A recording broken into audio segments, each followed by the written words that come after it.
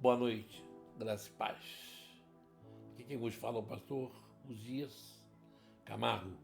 Nessa noite, já que hoje é quinta-feira, estou fazendo um vídeo da semana e quero falar hoje a respeito de um general lá da Síria, que ele era leproso e Deus curara ele da sua enfermidade, da lepra.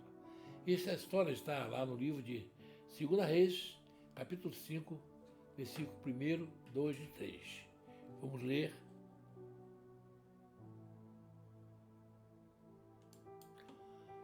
E a história fala assim. 2 Reis é o livro de 2 Reis, capítulo 5, versículo 1, 2 e 3. Ora, Naamã, chefe do exército do rei da Síria, era um grande homem diante do seu senhor, o rei, e de muito respeito, porque ele, o Senhor, dera livramento ao sírio. Era homem valente, porém leproso. Os sírios, numa das suas investidas, havia levado à presa da casa de Israel uma menina que ficou a serviço da mulher de Naamã. E disse ela, sua senhora, a menina falando, oxalá que o meu senhor estivesse diante do profeta, que está em Samaria. Este curaria a sua lepra. Então Naamã foi notificar ao seu senhor, dizendo, assim e assim falou a menina que é da terra de Israel. Muito bem. Aqui está uma leitura muito importante, né? Que é desse general, homem de qualidade, a qual o rei tinha um respeito por ele, era comandante do exército da Síria e na sua liderança como comandante exercia sua função de general, comandante de uma batalha de maneira sincera, como era para ser feito um general no comando de uma batalha. Mas ele foi achado graça aos olhos do rei, por ser um homem dessa qualidade.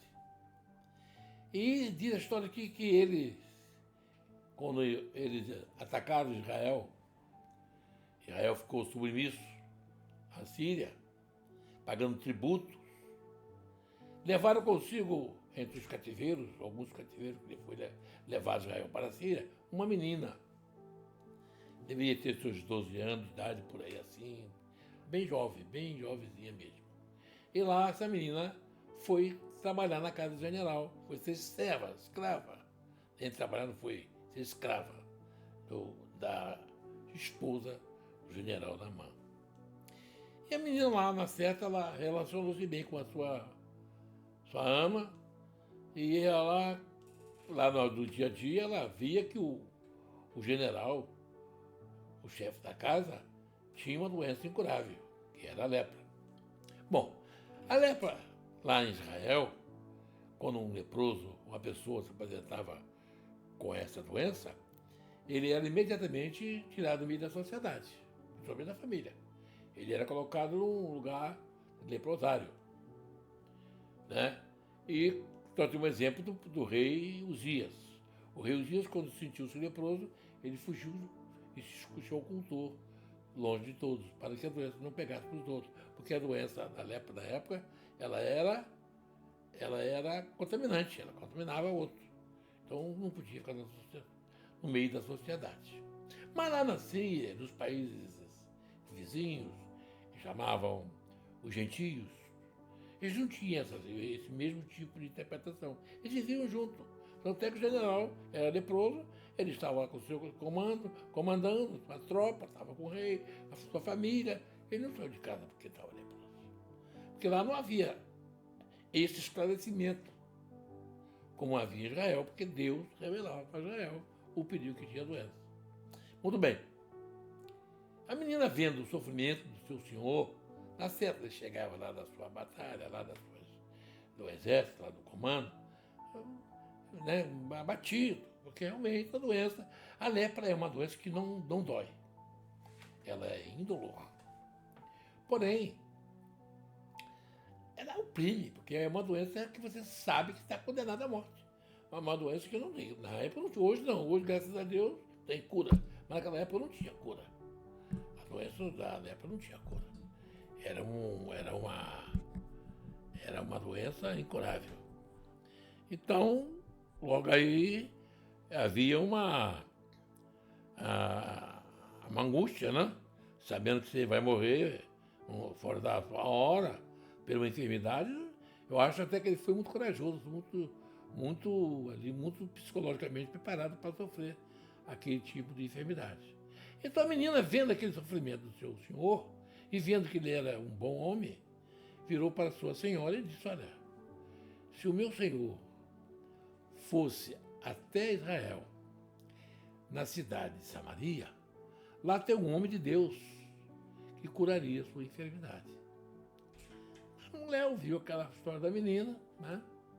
Eles tinham os deuses dele, eles não criam no Deus de Israel, eles não conheciam, não criam porque eles não conheciam. Eles não tinham experiência com Deus de Israel. Eles sabiam que Israel tinha um Deus que era um Deus invisível. Eles preferiam Deus visível. Fazia essas estatuetas, estátuas, imagens, e adorava como um Deus. Enquanto que o povo judeu não tinha imagem nenhuma, adorava um Deus invisível, mas presente. Deus era invisível aos olhos do homem, mas presente dentro do homem. Nós, sem dúvida, não vemos Deus com os olhos, com esses olhos aqui, mas sentimos a presença dele conosco. Ele fala conosco, ele revela as coisas para nós. E ele não tinha experiência. Então Deus querendo mostrar para aquele povo que ele existia. Foi um método que Deus usou para levar as boas novas. Bom, esse general, a mulher dele guardou com ela aquela palestra da menina, com ela lá, na certa. E quando chegou a noite, à tarde, chegou em casa o general e talvez muito oprimido, muito angustiado, né? Tirando aquela roupa, tirando aquelas couraças de aço, pesa, e angustiado, não dolorido, mas cansado, porque, afinal de contas, vai levando a pessoa mesmo ao fracasso, à derrota. E logo aí em seguida ela fala para o general: olha, essa menina que você trouxe lá de Israel falou comigo que se você fosse lá para Israel, lá na cidade chamada Samaria, tem um homem lá que pode te curar a sua enfermidade. O general ouviu aquilo, falou com o rei, notificou o rei. O que aconteceu? Olha, lá aquela menina que você me deu, ficou lá na minha casa, aquela judia, ela disse que lá em Israel tem um varão lá na cidade né, uma certa cidade lá que ele pode me curar a enfermidade. E aquela cidade chamada Samaria. O rei, tranquilamente, prepara a sua equipe e vai lá, eu quero ver se curado. Ele foi, preparou lá o seu batalhão, né? Preparou os presentes, que era costume na época trocar presentes, né? De autoridade para autoridade. Levou consigo muitas roupas finas, as roupas finas da Síria eram roupas com fio de ouro, levou talentos de ouro, cada talento de ouro pesa miseravelmente 40 quilos, entendeu? E não foi pouco, levou muito presente. E foi. Mas antes dele ir, o rei da Síria mandou uma carta para o rei de Israel, dizendo que estava enviando um general dele lá, para que curasse a enfermidade dele. E o rei de Israel ficou apavorado. Eu não vou curar alguém de lepra. E o profeta soube a notícia. Então mandou dizer para o rei: olha, quando esse general chega aí, você manda para mim. Eu vou fazer o que Deus quer na vida desse homem. Tudo bem. O general chegou, caminhou para a casa do profeta Eliseu. Ele tinha na mente do general que o profeta vinha ter com ele, né? Ia receber ele com honra de general, e que ia ora pedir a Deus impor as mãos por ele, tocar nele. Mas foi totalmente o contrário do que ele pensava. Eliseu nem a porta abriu. Mandou um garoto, chama-se Geazir, a pessoa que trabalhava com o profeta, era companheira, vai lá, diga para o general, para ele dar 7 mergulhos no Rio Jordão, que ele vai ficar curado. Quando o garoto veio, o rapaz, não era agora, um rapaz, trouxe a notícia para o general. O general não ficou satisfeito, ficou muito insatisfeito, ficou chateado. Ele não esperava aquilo.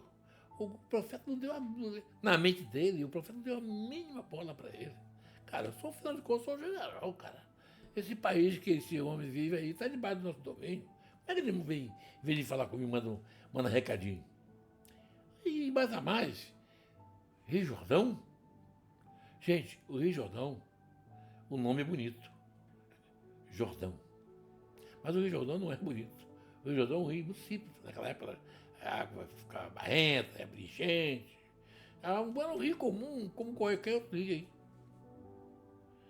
Mas ele disse, puxa, por acaso lá da minha terra, na Síria, não tem os melhores rios, que é o Rio Eufrates, um rio bonito, água clara, água cristalina, não poderia ser o meu me banhar lá e ser curado? Bom, esse foi o pensamento dele. E ele disse, eu vou voltar, não vou não. Montou no cavalo dele e botou a tropa para frente. Aí ele tinha um soldado. Todo líder tem sempre um subalterno que é chegado a ele. Toda liderança. Seja militar, seja civil, seja de empresas. Né? Sempre tem aquele subalterno que é mais chegado. Aquele que serve a água, aquele que tira a roupa dele, que tira a botina. O cara é o civilizal mais próximo dele. Virou para ele e disse, general, custa nada. Por quê? O senhor já não está aqui, o rio está ali, dá um mergulho, não vai te causar nenhum prejuízo. Você voltar de novo, você deixar, faz o que o homem, o profeta falou. E ele, mas o senhor vai... Ô, general, o senhor está com essa doença, o senhor sabe que isso aí, o final dessa doença é final muito triste. Se o homem de Deus falou isso, o Deus de Israel falou isso, porque não custa nada. Se ficar bom, ficou melhor para o senhor. Se não ficar, não tem problema nenhum. Não vai lhe causar nenhum prejuízo. Na reflexão dele, ele cedeu. Gente, vamos dar aqui um parênteses aqui. Por que esse general fez isso? É porque orgulho. Ele se sentiu humilhado, sendo ele um dos maiores generais. A Síria, na época, era o país que dominava os outros. A Síria está na época de glória, quando a cidade de Babilônia caiu, levantou a Síria. E a Síria, ela tomou conta dominou muitos países. E Israel, inclusive, era dominado por eles porque Deus permitiu. E o Israel estava desobedecendo a Deus. Deus permitiu que eles dessem uma prensa a Israel. Mas, na moral, o orgulho é uma das coisas terríveis. Muitas vezes nós perdemos bênção por causa do nosso orgulho. Por se achar que é mais. Nós não somos mais nada do que ninguém. Seja general, seja soldado. Na hierarquia, sim. Na hierarquia ele era o general, claro. Na hierarquia ele era o maior. Mas como ser humano é igual aos outros. Então ele se apresentou não como um homem, sim como general. Queria a honra de general. Mas o general, que era um homem, estava doente, precisava se humilhar. Essa é a primeira lição que tira daí. A segunda lição que eu tiro também é da menina. A menina foi a mensageira, certo?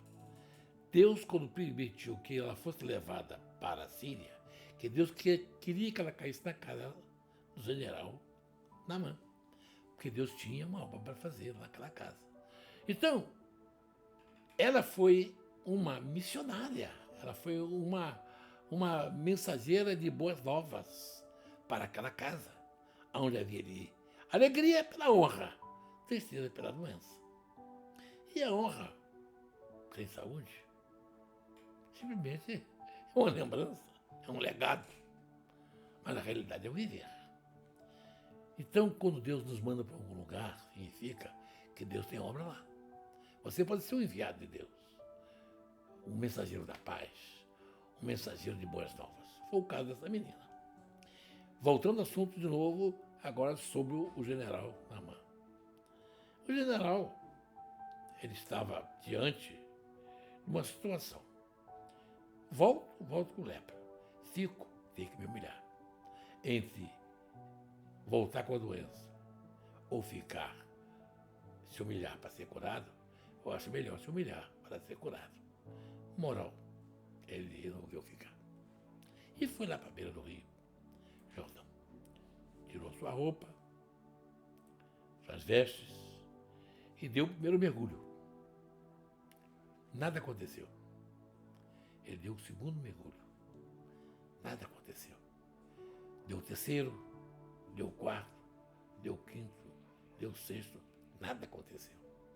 Ele poderia desistir pelo caminho. Acabou. Mas se ele não desse o sétimo, que era o número certo, ele não receberia a bênção. Quando ele deu o sétimo mergulho, e que levantou das águas, a sua pele era como pele de criança. Quando o seu subordinado, quando o seu pelotão viu aquele homem com a pele de criança, ficaram maravilhados. E aquele homem, general Naamã, olhando para o céu, ele glorificou ao Deus de Israel. Verdadeiramente, Israel tem um Deus. Um Deus que sara, um Deus que cura. Voltou a ter com o profeta. Agora o profeta vai ao encontro dele. Chega lá. Por que ele foi na primeira? Porque o general foi provado. Às vezes nós perdemos a benção porque não passamos na prova.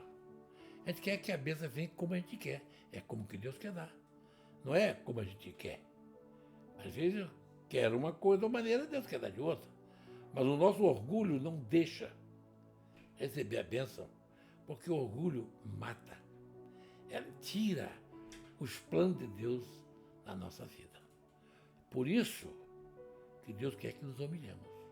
A Bíblia diz que os humilhados serão exaltados, e os exaltados serão humilhados. Se ele não se humilhasse a ceder, a fazer o que o homem de Deus falara, ele não receberia a bênção e voltaria com a lepra e morreria leproso. Mas ele tinha alguém ao lado dele. Como é importante a gente ter alguém ao nosso lado para dar um conselho, para nos reforçar. Aquele soldado disse para o general: que custa o senhor mergulhar? Não vai custar nada. Não vai tirar pedaço nenhum, vai fazer. E ele foi e fez. Quando ele chegou na casa do profeta, o profeta veio recebê-lo. E ele, muito alegre, ele disse: verdadeiramente Israel tem um Deus. Trouxe para ti, homem de Deus, presentes. E apresentou para Eliseu as suas roupas finas que ele levara para o profeta, fio de ouro, talento de ouro, quase 40 quilos de ouro. E foram outros presentes mais que estavam ali para entregar ao profeta. Sabe qual foi a resposta do profeta para ele? Leva contigo todo esse presente, porque eu não preciso, vou usá-lo. Leva. E ele levou de volta, porque o profeta disse para ele: de graça dê aquilo de graça recebeu.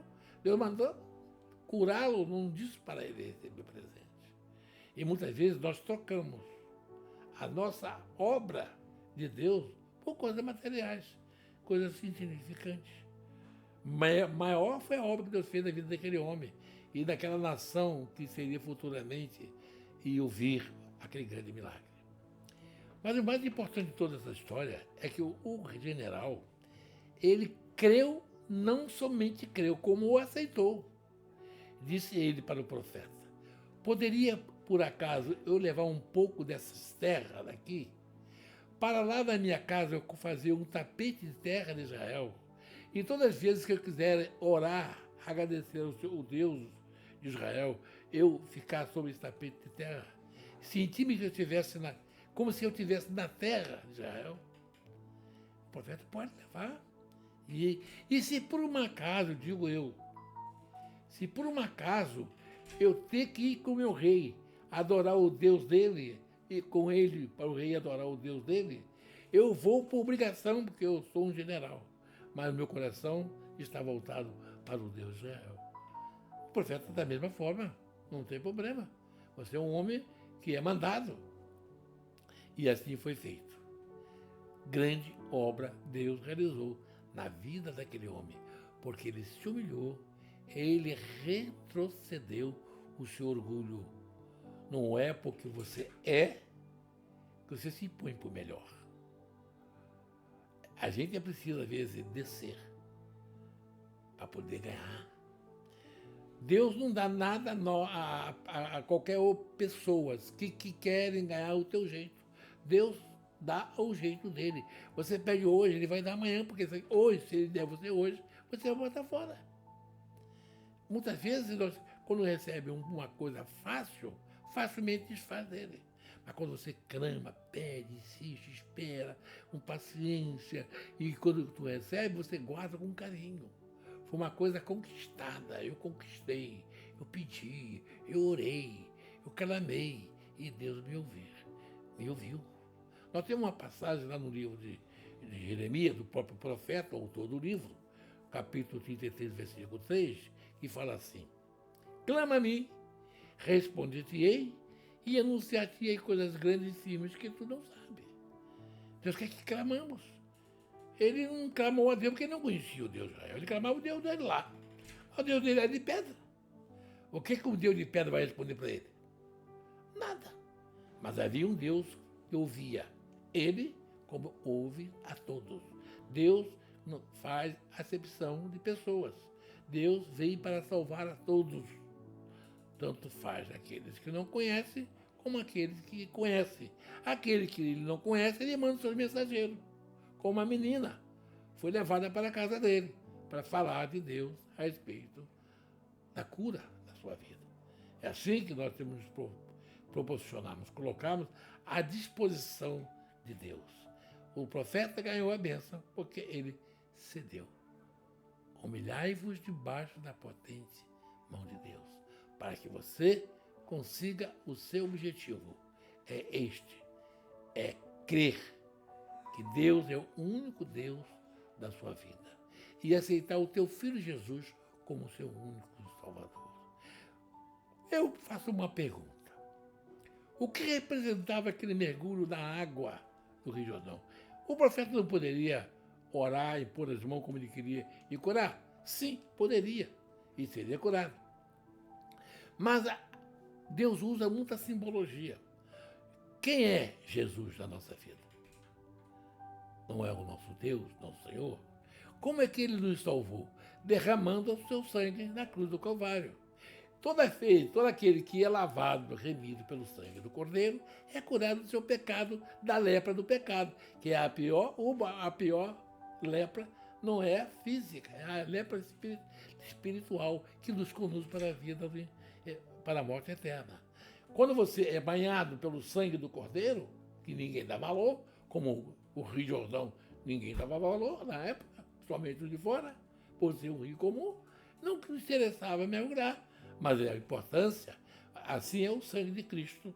Ele foi derramado para que nós fôssemos lavados e remidos pelo sangue do Cordeiro. Logo aí, nós somos salvos, curados da lepra do pecado. Essa é a mensagem que é transmitida através desse ato que o profeta falou para o general. Vá, mergulha 7 vezes, que é o número da perfeição. né? E serás curado. Quantas pessoas querem servir a Deus, mas não querem aceitar Jesus? Não querem ser lavados pelo sangue do Cordeiro? Logo aí ele fica uma pessoa desejando alguma coisa que é maravilhosa, mas ele não se aposta dela porque não quer se humilhar. E a falta de humildade perde a sua bênção. E nessa noite eu agradeço pela essa palavra que acabo de pregar para vocês. Graça e paz para todos. E dê o seu like, se possível for, se inscreva no canal para que receba mais mensagens como essa. Toda semana eu transmito para vocês. Amém? Eu agradeço a todos.